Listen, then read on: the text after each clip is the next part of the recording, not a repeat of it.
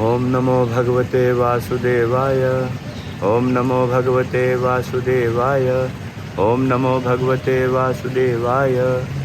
ओम अज्ञानतिमिरान्धस्य ज्ञानाञ्जनशलाकया चक्षुरुन्मिलितं येन तस्मै श्रीगुरुवे नमः।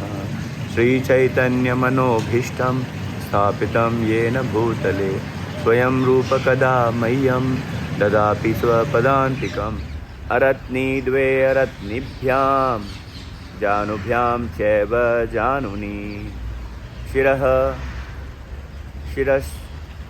शिरश्नाउरसाउरः सावनोन्यम् अभिजग्नतुः। वे एक दूसरे से मुट्ठियों से मुट्ठियाँ, घुटने से घुटने, सिर से सिर तथा छाती से छाती कर प्रहार करने लगे। तात्पर्य, इस श्लोक में आया हुआ अरत्नी शब्द कुहनी तथा मुट्ठी दोनों का सूचक हो सकता है।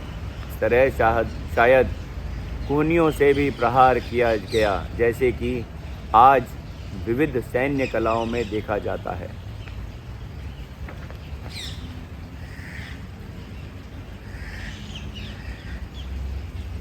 परिभ्रामण विक्षेप परिरंभा अवपातने है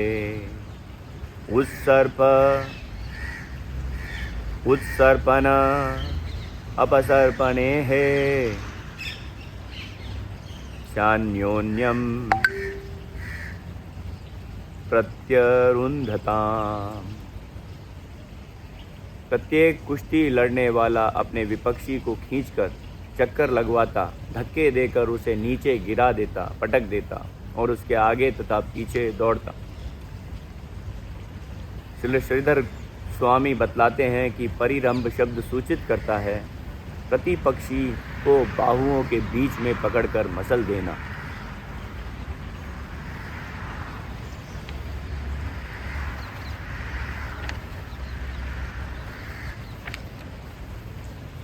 उत्थापने है उन्नयनैष उत्थापने है उन्नयने है चालने है स्थापने है अपि परस्परं जिगीषन्ताव अपचक्रतुर आत्मनः। एक दूसरे को बलपूर्वक उठाकर ले जाकर, धकेलकर तथा पकड़कर कुश्ती लड़ने वाले विजय की महती आकांक्षा से अपने शरीरों को भी चोट पहुंचा बैठते। तात्पर्य, श्रील जीव गोस्वामी बतलाते हैं कि यद्यपि कृष्ण तथा बलराम ने निश्चय ही अपने शरीरों को चोट नहीं आने दी, किंतु चाणूर, मुष्टिक तथा अन्य सांसारी लोगों को उन्हें चोट लगती दिख रही थी। दूसरे शब्दों में दोनों ही भाई कुश्ती की लीला में मग्न थे। Can we move, Prabhu? Next श्लोक।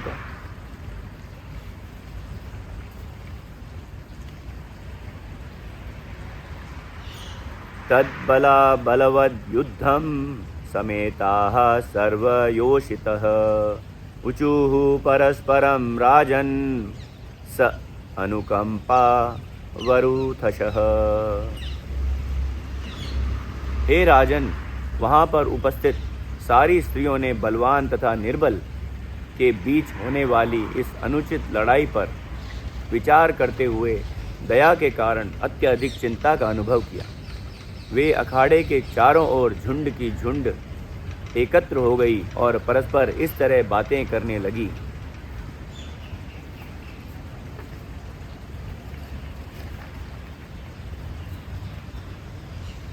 महान अयम बता धर्म एषां राजसभा सदा ये बल अबलवद युद्धं राज्ञो अन्विच्छन्ति पश्यतः। स्त्रियों ने कहा, हाय, इस राज्य सभा के सदस्य यह कितना बड़ा अधर्म कर रहे हैं। जिस तरह राजा बलवान तथा निर्बल के मध्य इस युद्ध को देख रहा है, वे भी उसी तरह इसे देखना चाहते हैं। तात्पर्य, स्त्रियां जो भाव व्यक्त कर रही हैं वह यह है कि यदि राजा किसी कारणवश ऐसी अन्यायपूर्ण प्रतियोगिता को देखना चाहता था, परंतु इस सभा के सम्मानित सदस्य उसे क्यों देखना चाह रहे हैं? ये भाव स्वाभाविक हैं। आज भी किसी सार्वजनिक स्थान में जब हम किसी हष्ट-पुष्ट लंबे चौड़े व्यक्ति को किसी दुर्बल छोटे से व्यक्ति से लड़ते देखते हैं तो वितृष्णा उत्पन्न होती है। विशेष रूप से दयालु स्त्रियां ऐसी अनीतिपूर्ण हिंसा से तिलमिला उठती हैं।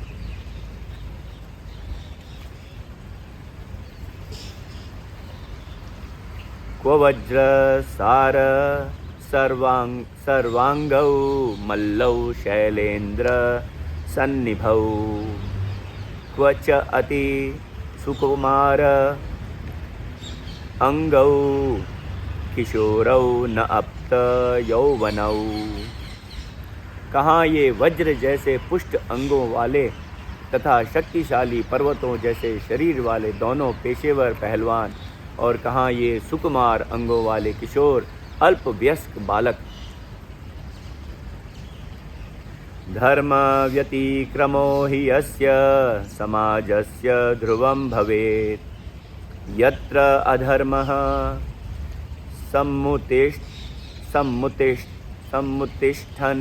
समुत्तिष्ठेन न स्थेयं तत्र कर्हिचित्। इस सभा में धर्म का निश्चय ही अतिक्रमण हो चुका है। जहाँ अधर्म पल रहा हो उस स्थान पे एक पल भी नहीं रुकना चाहिए। न सभां प्रविशेत् प्राज्ञः सभ्य दोषान् अनुस्मरन् अब्रुवन् विब्रुवन् अज्ञो नरः किल्बिषम् अश्नुते। बुद्धिमान व्यक्ति को चाहिए कि यदि वह जान ले कि किसी सभा के सभासद अनुचित कार्य कर रहे हैं तो वह उस सभा में प्रवेश न करे, और यदि ऐसी सभा में प्रवेश कर लेने पर वह सत्य भाषण करने से चूक जाता है या मिथ्या भाषण करता है या अज्ञानता की दुहाई देता है तो वह निश्चित ही पाप का भागी बनता है। थैंक यू प्रभु। हरे कृष्णा। हम यहाँ देख रहे हैं, श्रील प्रभुपाद की जय, हम यहाँ देख रहे हैं कि सुखदेव गोस्वामी किस तरह से वर्णन कर रहे हैं। भिन्न भिन्न लोगों के भिन्न भिन्न भाव कृष्ण के प्रति और बलराम के प्रति, और सुखदेव गोस्वामी बड़ा सुंदर वर्णन कर रहे हैं। जो मल्ल युद्ध है हमें लगता है कि हमारे सामने हो रहा है। जिस तरह से अभी हमने श्लोक पढ़े, उन्होंने एक एक वर्णन किया है। मुट्ठियाँ से मुट्ठियाँ, कोहनियाँ से कोहनियाँ, सीने से सीना और घुटनों से घुटने, इस तरह से मल्ल युद्ध होता है। हमने कितनी बार दंगल देखे हैं। और इसमें जो एक शब्द है पहले श्लोक में, अरत्नी, वो भगवान तो सबसे बेस्ट दंगल कर सकते हैं। तो अरत्नी एक टेक्निक होती है, श्रील जीव गोस्वामी बताते हैं, एक तरह का कला होता है जिसमें दोनों हाथ एक दूसरे से जोड़ते हैं, लेकिन जो तर्जनी उंगली होती है वो एक दूसरे से टच नहीं होती है, वो एक दूसरे से नहीं छूती है। तो भगवान इस तरह से युद्ध कर रहे हैं, जो एक अद्भुत कला है। ये बहुत कम मल्ल युद्ध वालों को आती है ये कला। तो जब भगवान इस तरह से युद्ध कर रहे हैं तो तरह तरह के लोग के प्रति इस तरह से भाव हैं। अब चानूर और मुष्टिका जब मल्ल युद्ध करते हैं, लोग पहलवान एक दूसरे को पकड़ते हैं गर्दन से, एक दूसरे को ज़मीन पे घेरते हैं, एक दूसरे के ऊपर ज़मीन पे बैठते हैं। इस तरह से उन्हें लगता है कि उनका जो विपक्षी है उसे दर्द हो रहा है, लेकिन भगवान तो इन सब दर्दों से परे हैं। ये चानूर को प्रतीत हो रहा है। और जो गोपियाँ हैं उनका भाव, और गोप जो हैं उनका भाव कैसा है कि गोपों का जो भाव है वो करुणा है कि इस तरह से ये अन्याय हो रहा है। और गोपियाँ का जो भाव है, स्त्रियों का हृदय जो होता है बहुत कोमल होता है। गोपियाँ कहती हैं कि ये जो पेशेवर पहलवान हैं इनका जो शरीर तो देखिए पहाड़ के माफिक वज्र के समान इनका मांसपेशियाँ हैं। और भगवान सुकुमार हैं, कृष्ण और बलराम सुकुमार। अभी वो यौवन 11 साल के हैं, इस समय वो 11 साल के हैं। लेकिन भगवान जब 3 साल के थे तो 5 साल के लगते थे, जब 11 साल के हैं तो 15 साल के लगते हैं। तो वो युवक नहीं है पर युवक लग रहे हैं, ऐसे लग रहा है कि वो नव युवक हैं। तो वो कहती हैं कि इस तरह से ये युद्ध जो है अन्यायपूर्ण है। और नीति शास्त्र भी यह कहता है कि हमें अगर कोई अन्याय होते हुए देखना चाहिए तो वहाँ पे जितने लोग उसको देखेंगे वो भी उस अन्याय के पाप के भागी हैं। जिस तरह से हम देखते हैं कि युद्ध क्रीड़ा में, महाभारत में जब अन्याय हो रहा है तब भीष्म पितामह, द्रोणाचार्य, कृपाचार्य और बड़े बड़े पराक्रमी लोग कुछ नहीं कह रहे हैं। और सिर्फ बोले कौन? विदुर। विदुर ने उसका विरोध किया और फिर विरोध करने के बाद में वो सभा से चले गए। तो विदुर को भगवान ने विदुर को कुछ भी हानि नहीं पहुंचा। लेकिन भगवान अर्जुन को कहते हैं कि ये लोग जो स्त्री के चीर हरण पे खामोश रह गए, इन लोगों का मरना निश्चित है अर्जुन। अगर तुम नहीं मारोगे तो मैं किसी और को लेके आऊँगा, इनको मारूंगा। क्योंकि अगर इस तरह से एक महारानी का अपमान हुआ है और कुछ नहीं किया जाए तो एक साधारण स्त्री का आने वाले युग में जब एक साधारण स्त्री का अपमान होगा तो क्या एग्जाम्पल हम, क्या उदाहरण हम इधर लोगों के सामने प्रस्तुत कर रहे हैं। और राजा के डर से, धृतराष्ट्र के सम्मान के डर से और दुर्योधन के डर से वहाँ कुछ नहीं बोल रहे हैं। जैसे कि लोग बोलते हैं कि एक गांव में काजी की कुतिया मर गई तो उसके अंदर बहुत सारे लोग जनाजे में आ गए। काजी जो होता है एक जज का पोजीशन होता है उर्दू में। और जब उसकी कुतिया मर गई तो सब लोग, पूरा गांव उसके दफनाने पे साथ में चले गया। लेकिन जब काजी मर गया तो कोई भी एक भी आदमी नहीं आया, क्योंकि काजी के डर से लोग आ रहे थे। तो इस तरह से हम नीति शास्त्र भी ये कहता है कि हम कोई भी अन्याय अगर देखते हैं तो हमें उसका विरोध करना चाहिए या उस सभा को छोड़ के जाना चाहिए। Can I share the screen Prabhu? I just wanted to share one page. Yes, Prabhu, we can go. Okay, fine. You know, you have disabled attendee screen sharing.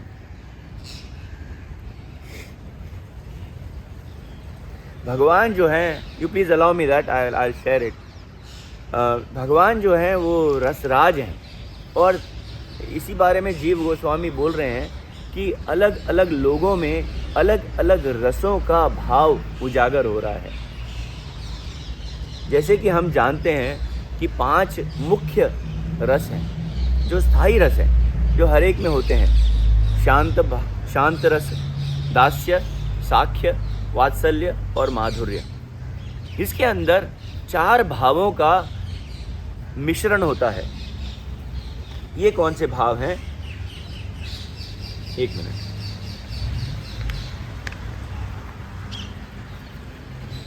Prabhu, I am still disabled. You can make me the co-host, then it will be easier. Anyways, तो ये 5 स्थायी रसों के साथ में 4 तरह के भावों का मिश्रण होता है। अनुभाव, विभाव, सात्विक और सांसारिक। आप सब भक्तों को ये भाव और ये रस मालूम है। तो इन जब रसों और भावों का मिश्रण होता है तो तरह तरह के रस का लोगों में उजागर होता है। तो ये मुख्य तरह से 10 रस हैं जो उस समय सभा में और वैसे भी भक्तों में और कृष्ण के प्रतिपक्षियों में उजागर होते हैं।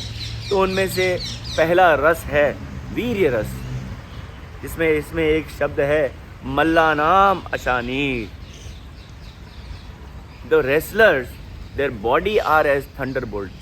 जो पहलवान है उनका जो शरीर है वो वज्र के समान है और भगवान उनसे युद्ध कर रहे हैं. तो ऐसा एक वीर्य ही कर सकता है जो एक बराबर का प्रतिद्वंदी होता है उससे तो उसको सब ललकार सकते हैं, उससे सब युद्ध कर सकते हैं, लेकिन जो एक उनसे जो कम है शारीरिक बल में। एक मिनट पल्लवी, होस्ट हो गया मैं, जरा शेयर करो स्क्रीन।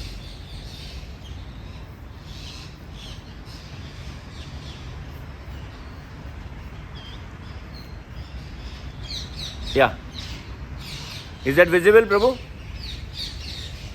हरे कृष्णा। हाँ, ओके ओके। सो मल्ला नाम अशानी ही रेसलर्स थंडरबोल्ट, जैसे मैं आपको बता रहा था वीर रस। और वीर रस हम कहाँ देख सकते हैं? जैसे कि भीष्म पितामह, वो जब मृत्युशैया पर लेटे हैं, वो भगवान को कहते हैं, हे केशव, मैं आपसे निवेदन करता हूँ कि इस समय मैं जब अपने प्राण त्यागूं तो मेरे आँखों के सामने और मेरे मन में आपका वही रूप मेरे सामने रहे, जैसे कि आप जब अपने श्वेत वस्त्रों में रथ से कूद पड़े अर्जुन को बचाने के लिए, और आपका उत्तरिया अंगवस्त्र जो है वो गिर गया ज़मीन पे, आपने उसकी परवाह नहीं की और आपने वो पहिया उठाया रथ का और मेरे को मारने के लिए दौड़े। और उस समय युद्ध के परिश्रम से, सारथी के परिश्रम से आपके शरीर पर जो पसीना था, आपके मस्तिष्क पर जो पसीने की बूंदें थी, और आपके शरीर से कहीं कहीं खून बह रहा है, आपके जो घुंघराले बाल हैं वो चारों ओर, आपके सुंदर केश के चारों ओर लहरा रहे हैं, और आप तूफान के तरह मेरी प्रति आ रहे हैं। ये मेरे सामने जो आपका जो दृश्य है, ये जो आपकी छवि है, मेरे आँखों से ओझल न हो जब मैं अपने प्राण त्यागूं। हे केशव, मैं आपसे ये निवेदन करता हूँ। ऐसे बहुत सारे वीर रस में जो भगवान को प्रेम करते हैं, हमने ऐसे बहुत सारे भक्त देखे हैं। तो हम दूसरे रस की तरफ बढ़ते हैं। नृणाम नरवरः, जो मथुरा के गोप सखा हैं, ठीक है, वो कृष्ण को पुरुषों में सबसे उत्तम मानते हैं। ये विस्मय रस है, ये आश्चर्यचकित, कृष्ण की जो लीलाएं हैं वो गोप बालकों को आश्चर्यचकित करती हैं। कृष्ण जब गोवर्धन पर्वत उठाते हैं तो गोप बालक आश्चर्यचकित होते हैं। कृष्ण जब शक्तासुर का वध करते हैं तो गोप बालक आश्चर्यचकित होते हैं। कृष्ण जब दावाग्नि पान कर लेते हैं तब गोप बालक आश्चर्यचकित होते हैं। कृष्ण की नित्य लीलाएं भक्तों को समय समय पर आश्चर्य में डालती हैं। ये एक आश्चर्य रस है, विस्मय रस, जो जीव गोस्वामी बता रहे हैं।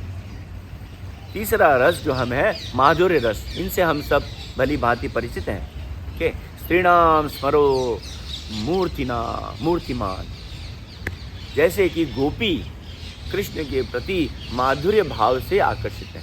और सबसे श्रेष्ठ गोपी हम सबको पता है, राधा रानी सबसे श्रेष्ठ गोपी है। जब ही कृष्ण बांसुरी बजाना शुरू करते हैं, महाराज बता रहे थे हमें कि जब मेरे गुरु महाराज एक बार वर्णन कर रहे थे रास लीला का, तो गुरु महाराज मुझे बता रहे हैं कि जब ही कृष्ण बांसुरी बजाना शुरू करते हैं तो गोपियाँ अपने आप को वश में नहीं रख सकती। किसी ने पूरा अपना श्रृंगार किया है फेस मुख का, वो भी अधूरे में छोड़ के आते हैं। किसी ने एक काजल लगाया है, वो ऐसे ही आ जाती हैं। किसी ने आधा लिपस्टिक लगाया है, वो ऐसा कपड़े अस्त व्यस्त हैं। किसी ने ऊपर वाला चोली नीचे वाला घाघरा ऊपर पहन रखा है। इस तरह से बाल किसी ने बनाया नहीं है, बस अपने वश में नहीं रहती हैं और वो भागती आती हैं, दौड़ी चली आती हैं कृष्ण की तरफ, क्योंकि वो माधुर्य रस से आकर्षित हैं। और ये सर्वश्रेष्ठ परिकाष्ठा है, भक्ति की परिकाष्ठा जो है वो माधुर्य रस है। चौथा रस जो है साख्य और हास्य रस, जो गोप बालक प्रकट करते हैं। गोपानाम स्वजनों, गोप बालक जब कृष्ण के साथ खेलते हैं, वो एक हास्य रस है। वो एक दूसरे से खेलते हैं, हंसी मजाक करते हैं, एक दूसरे को दंडित करते हैं, कृष्ण के मुंह से खाना निकाल कर खाते हैं। साख्य भाव का सबसे उदाहरण जो है वो सुदामा है। भगवान के जो मित्र हैं उनके लिए भगवान क्या करते हैं। पांचवा रस जो है रौद्र रस, ये रुद्रदेव से रस प्रकट होता है। असताम क्षिति भुजाम शाष्ट, जो अन्यायी राजा हैं जैसे कंस है, उनके लिए भगवान रुद्र हैं, रुद्र के समान। उनके लिए भगवान क्रोधित होते हैं। अगर कोई अन्याय होता है उनके भक्तों पर, भगवान बहुत क्रोधित होते हैं। कंस जो है वो अन्याय कर रहा है भगवान के माता पिता के ऊपर, तो कृष्ण ने उनका वध किया। और इसी अध्याय में हम आगे देखते हैं कि कृष्ण छलांग लगाकर ऊपर पहुंच जाते हैं और कंस को बालों से पकड़कर मल्ल युद्ध में घसीट कर लेके आते हैं जहाँ पे युद्ध हो रहा है, और वहाँ पे उसका वध करते हैं। सबसे अच्छा उदाहरण रौद्र रस का भगवान के क्रोधित होने का, हिरण्याकशिपु का वध करते हुए भगवान नरसिंह देव का। भगवान नरसिंह देव इतने क्रोधित हैं कि जब उन्होंने वध किया हिरण्याकशिपु का, तो उनकी आंतड़ियाँ निकाल कर उन्होंने अपने गले के चारों ओर पहन ली। और लक्ष्मी देवी जो उनकी पत्नी है, उनको भी भय है, वो आगे नहीं जा रही हैं, तो वो प्रहलाद महाराज को आगे करती हैं। और जैसे ही प्रहलाद महाराज को देखते हैं भगवान, उनका जो क्रोध है वो शांत हो जाता है। प्रहलाद महाराज को गोद में उठा के वो चाटने लगते हैं। भगवान भी क्रोधित होते हैं और भक्त भी क्रोधित होते हैं भगवान के ऊपर। जैसे माता यशोदा कभी कभी क्रोध करती हैं भगवान के ऊपर। तो हम देखते हैं कि ये पारस्परिक आदान प्रदान है, क्योंकि कृष्ण जो है ये रसराज है, ये मदन मोहन है। ये जो कामदेव है, हजारों कामदेवों को भी मोहित करने वाले कृष्ण। तो तरह तरह के रसों का भक्तों में उजागर करना, इनका कोई गिनती नहीं। छठा रस जो है वात्सल्य और करुणा रस। स्वपित्रो हो शिशु, माता यशोदा और नंद महाराज के लिए भगवान एक शिशु है। अरे मेरा बच्चा ऐसे कैसे करेगा। जब भी हमने एक कथा सुनी है, जो भगवान शिव भगवान का जब दर्शन करने आते हैं तो माता यशोदा बोलती है, मेरा शिशु तो बहुत नन्हा है, ये बहुत कोमल है, ये आपको देखेगा तो डर जाएगा। तो एक स्नेह है माता का पुत्र के प्रति, माता का जो भाव है पुत्र के प्रति, वो बालक के प्रति वो हमेशा से स्नेह का है। और जैसे कि कहते हैं कि माता कभी कुमाता नहीं हो सकती, लेकिन पुत्र कुपुत्र हो सकता है। सो माँ से जितना भी कैसे भी जो उनके बच्चे हैं उनसे व्यवहार करें, लेकिन माँ का व्यवहार जो है वो कभी भी बदल नहीं सकता अपने बालक के लिए। वो जीती है अपने बालक के लिए, और उसका पूरा जीवन ही अपने बालक के लिए है। जैसे ही एक शादी होती है, किसी विवाह होता है किसी स्त्री का, तो उनका पति के प्रति पूरा जीवन समर्पित है। लेकिन जैसे ही उनका बच्चा होता है, तो माँ का जो आधा स्नेह है वो अपने बच्चे के प्रति, और जैसे जैसे समय व्यतीत होता है 100% मतलब 100% माता जो है वो अपने बच्चे की तरफ भक्त की, जैसे भक्त होता है भगवान की सेवा करता है, वैसे ही माँ जो है वो अपने बच्चे की सेवा करती है। सातवां जो रस है भयानक रस। भयानक रस हम देखते हैं कि भय। जब अर्जुन भगवान के विराट रूप को देखते हैं तो उन्हें भय लगता है, अरे ये कैसे हो रहा है। तो कंस जो है वो भय के प्रति, ये प्रतिकूल भगवान के प्रति जो सोचते हैं उन्हें भगवान से भय लगता है। हिरण्याकशिपु को भगवान से भय लगता है, शिशुपाल को भगवान से भय लगता है, डर जिसे हम कहते हैं। तो भगवान जो है अपने दुश्मनों के हृदयों में डर उत्पन्न करते हैं। और कंस जो है उसको भगवान ने मारा नहीं, वो डर से, जब भगवान ने उसको घसीटा अखाड़े में, तब वो ऐसे ही डर से ही मर गया। सुखदेव गोस्वामी वर्णन करते हैं ऐसे ही वो डर से ही मर गया, बिना कुछ भगवान के किए। दूसरा 8वां जो रस है विराट अभिदुषाम, बीभत्स्य रस। इसको अंग्रेजी में घास्टली कहते हैं, बीभत्स्य। जैसे कि जब अर्जुन देख रहे हैं भगवान का विराट रूप, और भगवान जो है वो एक, कितने सारे लोग भगवान के मुख में जा रहे हैं और भगवान उसे चबा रहे हैं और उसके साथ में खून टपक रहा है। ऐसा दृश्य देखकर अर्जुन के हृदय में एक वीभत्स्य रस का उत्पन्न होता है। जैसे कि पूतना का जब भगवान ने वध किया तो पूतना का शरीर देखकर माता यशोदा डर गई, और उसका जो शरीर था इतना डरावना था, इतना घिनौना था कि वो वीभत्स्य रस उत्पन्न करता है। जब भी कभी कोई चर्चा करना चाहता था पूतना वध की, तो माता यशोदा उसे शांत होने को कहती थी कि इस बारे में चर्चा नहीं करो, क्योंकि वीभत्स रस को देखकर हमें हमेशा हृदय डरता है। 9वां रस जो है शांत रस, तत्वम परम योगिना। जो योगी होते हैं, चिंतन में बैठते हैं भगवान के, वो हमेशा भगवान के चिंतन में बैठते हैं और भगवान यही बोलते हैं, भगवान सबसे महान है, गॉड इज़ ग्रेट।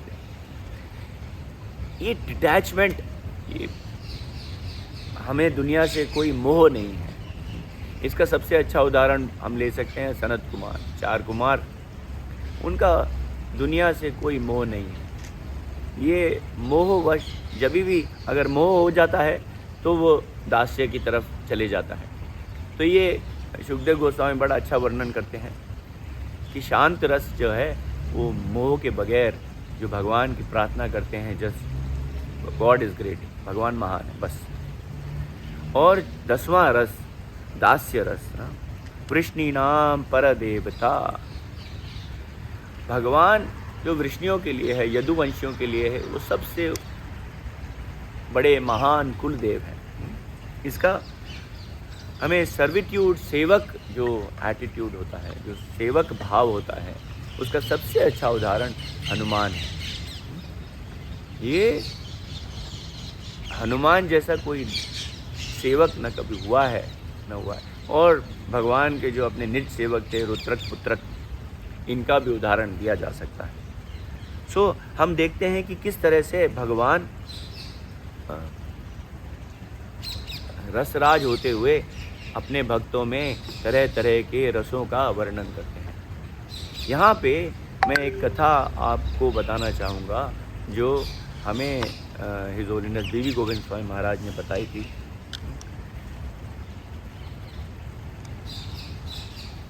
ये माधुर्य रस में जो भक्ति की परिकाष्ठा है, जो इससे पहले हमने एक अध्याय पढ़ा था 10वें,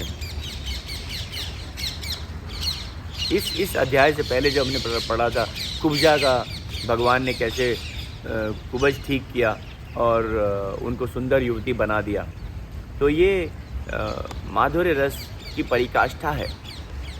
राधा रानी जो है सबसे महानतम माधुर्य रस के उदाहरण है, पर ये ऑर्डिनरी लोगों में उदाहरण कुब्जा के प्रति, कुब्जा जो है, मैं समझता हूँ कि आप सब लोगों ने ये कथा सुनी होगी क्योंकि आप सब दामोदर देश यात्रा से हैं, पर फिर भी कुछ लोगों ने, जिन्होंने भक्तों ने नहीं सुना है, उनके लाभ के लिए मैं ये बीवी गोविंद स्वामी महाराज द्वारा बताई गई कथा कह रहा हूँ।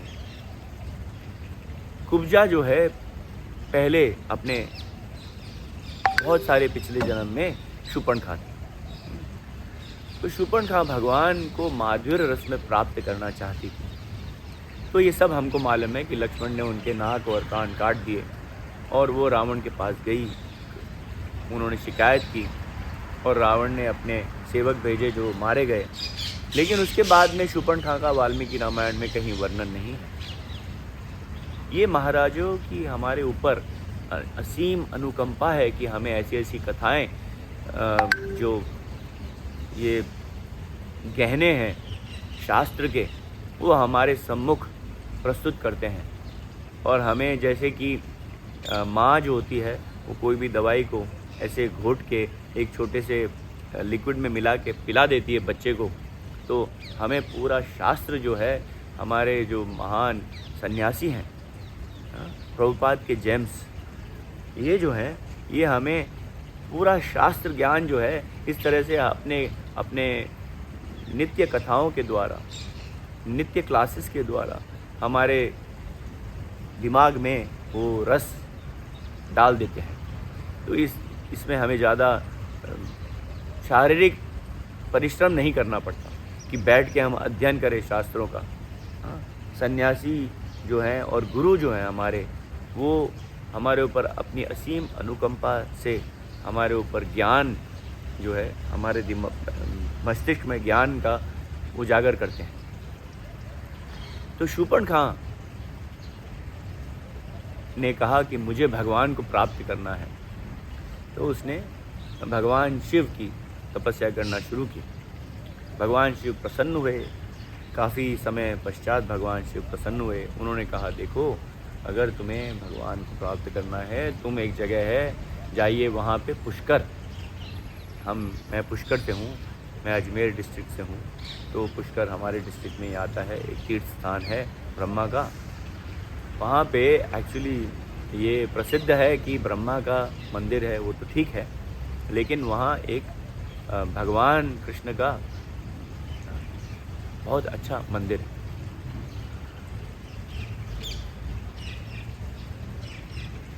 वहाँ पे जब भी हर पूर्णिमा पे इतना भीड़ लगता है कि दर्शन के लिए 3-3, 4-4 घंटे लगते हैं। और पुष्कर जो है बड़ा सुंदर तालाब है। तो वहाँ पे जाके शूर्पणखा ने जल समाधि ली और ब्रह्मा की तपस्या करने लगी। कई वर्षों पश्चात, हजारों वर्षों पश्चात ब्रह्मा प्रसन्न हुए और उन्होंने बोला, बोलिए क्या चाहिए आप। तो शूर्पणखा ने कहा कि मुझे रामचंद्र जी चाहिए। तो पति रूप में उनको चाहिए था। तो भगवान ब्रह्मा उनको कहते हैं कि देखिए, ये जो भगवान का अवतार है वो मर्यादा पुरुषोत्तम अवतार है। इस अवतार में भगवान सिर्फ एक पत्नी से रहेंगे। लेकिन जब मैं तुम्हें वरदान देता हूँ, जब द्वापर युग में भगवान वापस कृष्ण बन के जब आएंगे, स्वयं आएंगे, तब तुम्हें भगवान का सानिध्य प्राप्त होगा। और फिर हम यहाँ बता दें, जो भक्त लोग नहीं हैं उनके लिए, कि भगवान की उस समय आयु सिर्फ 11 वर्ष की।